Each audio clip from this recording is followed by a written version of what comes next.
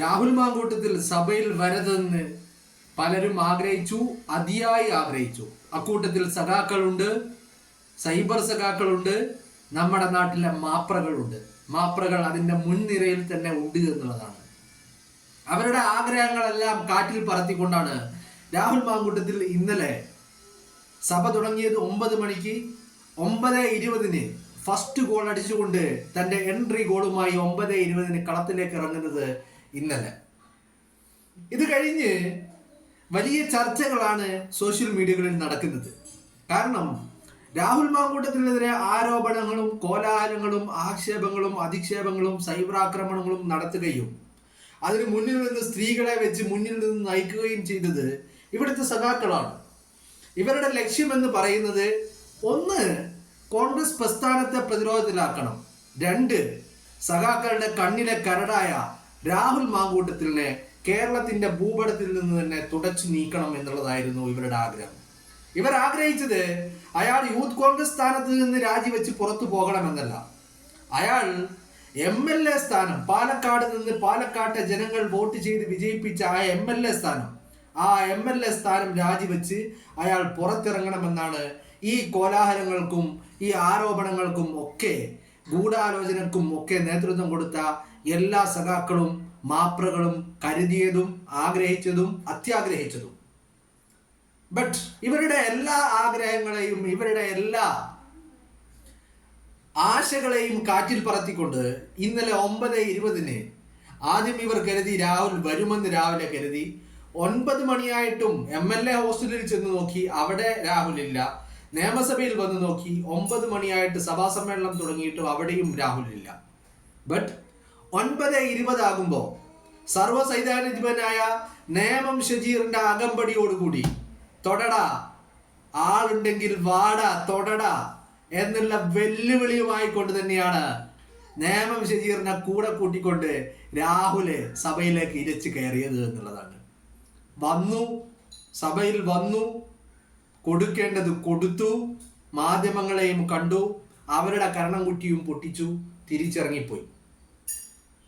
സീമാജി നായർ ഇതുമായി ബന്ധപ്പെട്ട ഒരു പോസ്റ്റ് പങ്കുവച്ചിട്ടുണ്ട്.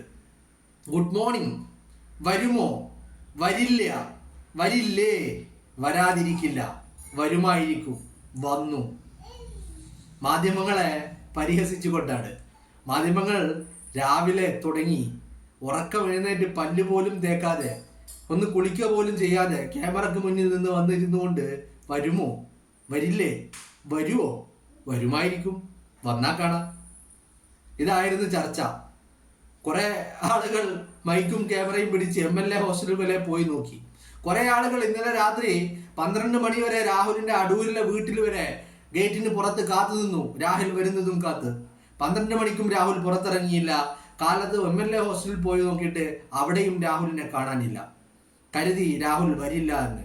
സന്തോഷിച്ചു, ആഹ്ലാദിച്ചു, അർമാദിക്കാനുള്ള എല്ലാ ഒരുക്കങ്ങളും നടത്തി. ബട്ട് അവസാന നിമിഷം സബ്സ്റ്റിറ്റ്യൂഷൻ എന്ന രീതിയിൽ 9:20 സതീശൻ രാഹുലിനെ കളത്തിലേക്ക് ഇറക്കി.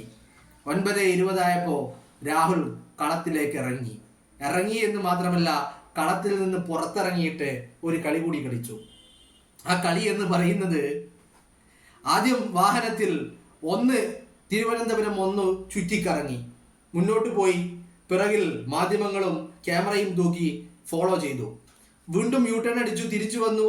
റൈറ്റ് പോയി, അവിടുന്ന് യൂട്ടേൺ അടിച്ച് തിരിച്ചു വന്നു. ഒന്നുകൂടി ലെഫ്റ്റ് പോയി, വീണ്ടും യൂട്ടേൺ അടിച്ച് തിരിച്ചു വന്നു. അങ്ങനെ 4 കറക്കം കറങ്ങിയിട്ട് വീണ്ടും നിയമസഭാ കവാടത്തിന് മുന്നിൽ വന്നു. വണ്ടിയിൽ നിന്നിറങ്ങി, മാധ്യമങ്ങളെ കണ്ടു, കൊടുക്കേണ്ടത് വെടിപ്പായിട്ട് കൊടുത്തു. എന്നിട്ട് വീണ്ടും MLA ഹോസ്റ്റലിലേക്ക് പോയി. സീമാജി നായർ പറയുന്നു, വരുമോ, വരില്ല, വരില്ലേ, വരാതിരിക്കില്ല, വരുമോ, വരുമായിരിക്കും, വന്നു, ഇനി വരുന്നിടത്ത് വെച്ച് കാണാം, അല്ലേ? രാഹുലിന്റെ മേൽ ആരോപിക്കപ്പെട്ട കുറ്റം തെളിയിക്കുന്നത് വരെ നിങ്ങൾ നിരപരാധിയാണ്. ഇപ്പോൾ നിലവിൽ ഒരു പാർട്ടിയിലും അംഗത്വമല്ലാത്തത് കൊണ്ട്, പ്രാഥമിക അംഗത്വം പോലും ഇല്ലാത്തത് കൊണ്ട് ആരെയും ധിക്കരിച്ചു എന്ന് പറയാനാകില്ല. സ്വാതന്ത്ര്യനായതുകൊണ്ട് സ്വന്തമായി തീരുമാനമെടുക്കാം. അത് സീമാജി നായർ അങ്ങനെ പറയാനുള്ള കാരണം എന്ന് പറഞ്ഞു കഴിഞ്ഞാൽ, ഇന്ന് കാലത്ത് ആദ്യം രാഹുൽ വരുമോ എന്നായിരുന്നു വാർത്തകളിൽ. രാഹുൽ വന്നപ്പോൾ സതീശനെ ധിക്കരിച്ചു, കോൺഗ്രസ് നേതൃത്വത്തെ ധിക്കരിച്ചു എന്നാണ് പറയുന്നത്. പാർട്ടിയിൽ നിന്നുള്ള പുറത്തുള്ള ആൾ എങ്ങനെയാണ് ഒരു പാർട്ടിക്കാരനെ ധിക്കരിക്കുന്നത്? അല്ലെങ്കിൽ പാർട്ടിയിൽ നിന്നുള്ള പുറത്താക്കിയ ആൾക്ക് പാർട്ടി എങ്ങനെയാണ് നിർദ്ദേശം നൽകുന്നത് എന്നുള്ളതാണ്. അപ്പോൾ വാർത്തകൾക്ക് വേണ്ടി പച്ചക്കള്ളങ്ങൾ ഇങ്ങനെ പടച്ചു വിട്ടുകൊണ്ടിരിക്കുകയാണ്. അതിനിടയിൽ മറ്റൊരു മാധ്യമം ന്യൂസ് 24/7 അവിടെ ഞങ്ങളാണ് ചാനൽ, ഞങ്ങൾ മാത്രമാണ് കണ്ടത്, ഞാൻ മാത്രമേ കണ്ടുള്ളൂ എന്ന് പറഞ്ഞ ആദ്യ മാധ്യമത്തിലെ 2 മാധ്യമപ്രവർത്തകർ, മാധ്യമപ്രവർത്തകർ എന്ന് ഫുള്ളായിട്ട് പറയുന്നില്ല, തീർത്ത് പറയുന്നില്ല, മാപ്രകളാണ്. മാപ്രകൾ എന്ന് പറയുന്നത് ആ മാധ്യമ പ്രവർത്തനത്തിന്റെ മാന്യതയും മര്യാദയും ധാർമ്മികതയും എല്ലാം കാട്ടിൽ പറത്തി പൈസക്ക് വേണ്ടി നക്കാൻ വേണ്ടി മാത്രം ക്യാമറയ്ക്ക് മുന്നിൽ വന്നു നിന്നുകൊണ്ട് ആളാവുന്ന ചിലർ. അതിൽപ്പെട്ടവരാണ് ഈ സനീഷും ഹർഷനും. ഇവരുടെ ചർച്ചകൾ കാണാൻ വളരെ കോമഡി ആയിരുന്നു. അതിലേറെ ഇവരെ കോമാളികളായി കാണാനുള്ള ഒരു അവസരം കൂടിയായിരുന്നു. രാഹുൽ സഭയിലെത്തിയപ്പോൾ ഇവരുടെ വാർത്തകൾ ഒന്ന് കാണേണ്ടതായിരുന്നു. രാഹുൽ മാങ്കൂട്ടത്തിനോട് സംസാരിച്ചത് ലീഗ് MLA-മാർ മാത്രമാണ് എന്നാണ് ഒരു വാദം. 2 സെക്യൂരിറ്റിക്കാരനും രാഹുൽ മാങ്കൂട്ടത്തിനോട് സംസാരിച്ചു. രാഹുൽ രാവിലെ പുട്ടിനൊപ്പം കഴിച്ചത് പഴം കഴിച്ചില്ല, പക്ഷെ പപ്പടം 2 ഉണ്ടായിരുന്നു. രാഹുൽ സഞ്ചരിക്കുന്ന കാറ് ഓവർ സ്പീഡാണ്. രാഹുലിന്റെ കയ്യിൽ മൊബൈൽ ഫോൺ ഇല്ല. രാഹുൽ താടി വളർത്തിയത് അതിയായ വിഷാദ രോഗം, അതായത് ദുഃഖം കൊണ്ടാണ്. രാഹുൽ ഇട്ട ഷർട്ടിന്റെ നിറം ഇളം പച്ച, മുണ്ടിന്റെ കര ആകട്ടെ നീല. രാഹുലിന്റെ കയ്യിൽ കറുത്ത ബാഗ്. രാഹുലിന്റെ വീട്ടിലേക്ക് പോകുന്നത് MC റോഡ് വഴിയല്ല. രാഹുൽ വന്നത് വാടകയ്ക്കെടുത്ത കാറാണോ എന്ന് സംശയം. എങ്കിൽ അതിന്റെ ലക്ഷ്യമെന്ത്? രാഹുൽ നിയമസഭയ്ക്കകത്ത് കയറിപ്പോയത് ലെഫ്റ്റിലാണ്. ഇതൊക്കെയാണ് നമ്മുടെ നാട്ടിലെ വാർത്താ ചാനലുകാര് ഇങ്ങനെ വലിയ ചർച്ച ചെയ്ത വിഷയങ്ങളാണ്. ഇപ്പൊ മാധ്യമപ്രവർത്തകരെ കുറിച്ച് പറയുമ്പോൾ സീമാജി നായർ ഫേസ്ബുക്കിൽ പങ്കുവെച്ച ആ കുറിപ്പിനെ കുറിച്ചും പറയുമ്പോൾ ചില കാര്യങ്ങൾ പറയാതിരിക്കാൻ വയ്യ. അക്കൂട്ടത്തിൽ ചിലതൊക്കെ എന്ന് പറയുന്നത് രാഹുൽ മാങ്കൂട്ടത്തിനെതിരെ സൈബർ ആക്രമണമാണ്. അത് രാഹുലിനെ കുറിച്ച് മാത്രമല്ല, ചില ആളുകൾ സതീശനെ ധിക്കരിച്ചു, സതീശന് പുല്ലുവില, സതീശൻ ഊമ്പിപ്പോയി എന്നൊക്കെയാണ് പറയുന്നത്. മറ്റൊരാള് DYFIയുടെ ഒരു നേതാവ് പറയുന്നത് കേട്ടു, രാഹുലിനെതിരെ നടപടിയെടുത്തു എന്ന് പറയുന്നവർ തന്നെ രാഹുലിനെ സംരക്ഷിച്ച് സഭയിലേക്ക് കൊണ്ടുവന്നു. യൂത്ത് കോൺഗ്രസ് അതുകൊണ്ട് പിരിച്ചുവിടണമെന്ന്. ഇവന്റെയൊക്കെ തന്തയാണല്ലോ യൂത്ത് കോൺഗ്രസിനെ ഉണ്ടാക്കിയത്. അപ്പോ അവന്റെ തന്ത രൂപം കൊടുത്തതായതുകൊണ്ട്, അല്ലെങ്കിൽ അവന്റെ തന്ത ഈ യൂത്ത് കോൺഗ്രസിന് അവന്റെ തന്തയുടെ പിതൃത്വമായതുകൊണ്ട് മകൻ പറയുമ്പോഴേക്കും നമുക്ക് അങ്ങ് പിരിച്ചുവിടാം. അതുകൊണ്ട് ഈ നിമിഷം മുതൽ യൂത്ത് കോൺഗ്രസിനെ പിരിച്ചുവിട്ടതായിട്ട് അറിയിക്കുന്നു. ഇത്തരത്തിൽ ഒരുപാടധികം ചർച്ചകൾ ഇങ്ങനെ നടക്കുകയാണ്. ഇനി പറയുന്നത് ശിവൻകുട്ടി പറയുന്നുണ്ട്, രാഹുൽ സഭയിൽ വന്നത് സഭയെ അവഹേളിക്കാനാണ്, അതുകൊണ്ട് ധാർമ്മികതയില്ല, ഇത് സഭയോടുള്ള ആദരവാണ്.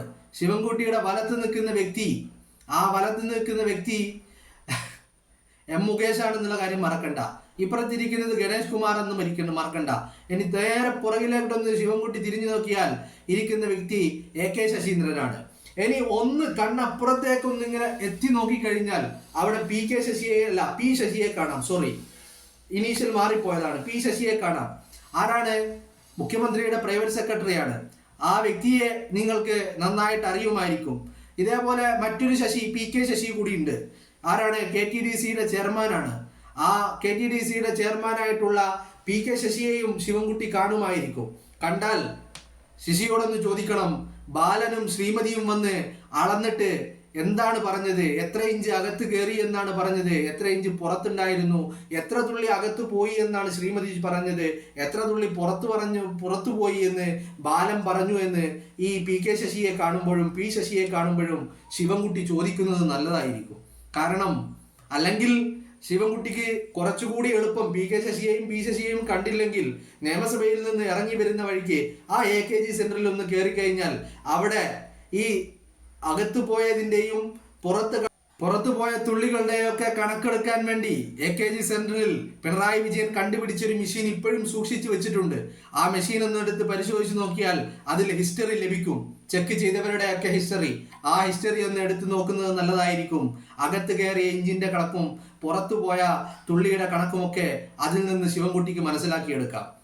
അപ്പോ എന്താണെങ്കിലും നന്നായിട്ടുണ്ട് കാര്യങ്ങൾ. ഒരു തീവ്രത അളന്നവർ തന്നെ ധാർമ്മികത പറയുന്നു. അതായത് നമ്മളെ പൊതുജനത്തെ നോക്കി പല്ലിളിക്കുകയാണ് സഖാക്കൾ. എന്താണെങ്കിലും സഖാക്കൾ ഒരു സൈഡിൽ സൈബർ ആക്രമണം തുടങ്ങിയിട്ടുണ്ട്. കാരണം എല്ലാ അർത്ഥത്തിലും ഊമ്പി എന്ന് പറഞ്ഞാൽ അരിമൂഞ്ചി മണ്ണെണ്ണി മൂഞ്ചി എന്ന് ഞങ്ങളുടെ നാട്ടിലെ ഒരു പഴഞ്ചൊല്ലുകളൊക്കെ ഒരു നാട്ട് എന്ന രീതിയിൽ പറയാറുണ്ട്. അരിമൂഞ്ചി മണ്ണെണ്ണി മൂഞ്ചി എന്ന്. ആ ഗതിയാണ് ഇപ്പൊ സഖാക്കൾക്കുള്ളത്. കോലാഹലങ്ങൾ അത്രയും സൃഷ്ടിച്ചെടുത്തതും ഈ വിവാദങ്ങളും ഈ മാധ്യമ വേട്ടയാടലുകളും എല്ലാത്തിനും നേതൃത്വം കൊടുത്തത് ഈ സഖാക്കളാണ്. എന്നിട്ടോ രാഹുലിട്ട് MLA സ്ഥാനം രാജിവെച്ചതുമില്ല. രാഹുൽ പുഷ്പം പോലെ സഭയിലേക്ക് വന്നു. പാർട്ടിയിൽ നിന്ന് പുറത്താക്കിയ ഒരു വ്യക്തി, ആ വ്യക്തിക്ക് എങ്ങനെയാണ് പിന്നീട് പാർട്ടി നിർദ്ദേശം നൽകുന്നത്? അതാണ് എനിക്ക് മനസ്സിലാവാത്തത്. മാപ്രകളോടാണ് ചോദിക്കുന്നത്. പാർട്ടിയുമായി ബന്ധമില്ലാത്ത പ്രാഥമിക അംഗത്തിൽ നിന്നും പുറത്താക്കിയിട്ടുള്ള വ്യക്തി പുറത്തു പോയതല്ല, പുറത്താക്കിയ വ്യക്തിയാണ്. ആ വ്യക്തിയെ പിന്നെ എങ്ങനെയാണ് ആ പാർട്ടി നിയന്ത്രിക്കുക? അതൊരിക്കലും പോസിബിൾ അല്ലല്ലോ. അപ്പോ ധാർമ്മികതയും ലോജിക്കും പറയുന്നവർ ഈ കള്ളത്തരങ്ങൾക്കും കൂടിയുള്ള ലോജിക്ക് എന്താണ് എന്നുകൂടി പറഞ്ഞു തരേണ്ടതുണ്ട്.